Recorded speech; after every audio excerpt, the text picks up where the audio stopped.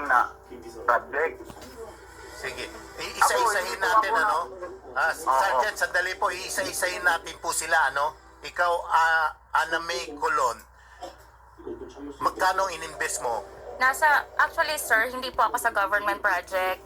Kasi ang government project nila, nag-delayed na po last year pa. Oo. Hindi ko po alam yun kasi ang sabi ng kaibigan ko yung si Annalyn na okay pa po yung projects nila. May delayed lang sa releasing. Okay. So nung January, sabi nila, may bubuhayin nila yung pinakauna nilang pre-project na car bidding po. Car bidding. Yung mga cars po na nasa bangko na, tapos kukunin nila, i-bid nila, tapos ibenta na naman po. So doon ako pumasok nung January na sinasabi nila within 7 days to 15 days, ibalik namin yung pera nyo. Sergeant, naginegosyo po ba kayo noon na nagbibid kayo doon sa mga na-foreclose na sasakyan sa bangko?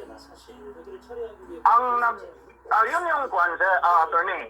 Yung unang ininvest ko talaga ang pag-introduce ni Mrs. na may ganitong negosyo. Yan yung una, attorney, yung car business, buy and sell. Opo. Oo, yes. Madalit yes, sabi, magkano yung kinuha sa'yo? Sa personal ko pong pera, Sa car bidding, magkano? first po, nagpasok po ako sa kaibigan ko ng 4 million pesos na cash nung January. Teka muna, nagpasok ka ng pera, Yes magkano po. sa kaibigan mo? 4 million pesos 4 po million siya. pesos, Cash. pero hindi diretso kay Marjorie Villanos? Hindi po. Pero nag-usap po kami, pinasok po niya doon sa car bidding nung January, yung 4 million pesos. Tapos, nung na-direct contact na po kami kay Marjeline, kasi nag-meet po kami dito sa Manila nung last January. So doon po, nag-additional po ako sa kanya, kumuha po ako ng investors. Ikaw nag-aya naman ng mga Yes investors. po. Buti na lang Mga po. magkano lahat ito? Mga nasa 5 billion to 4 to 5 billion po. Plus another 5 million, Yes po, 9 kaya- million. Sergeant, alam mo ba ito? Yes, sir. Sino ba sa kanila ang tumanggap? Si Marjorie po ba ang Si tumanggap Marjeline ng po 9 ang- million? Hindi ko alam na tinanggap niya, attorney, pero nasabi niya sa akin nung pumunta siya sa Manila, nag-met sila yan ni Ma'am Annalyn. Yan yung pagkakasabi niya Okay. sa akin, attorney. Sige. Mabalik Pero tayo, yung Sergeant. Talaga bang meron Ay. kayong negosyo na car bidding? Na Yung sinasabi negosyo, nila? yung nakapangalan sa car business, yung Alpha M Car Trading Attorney, Oo. sa kanya yung nakapangalan. Sa misis mo.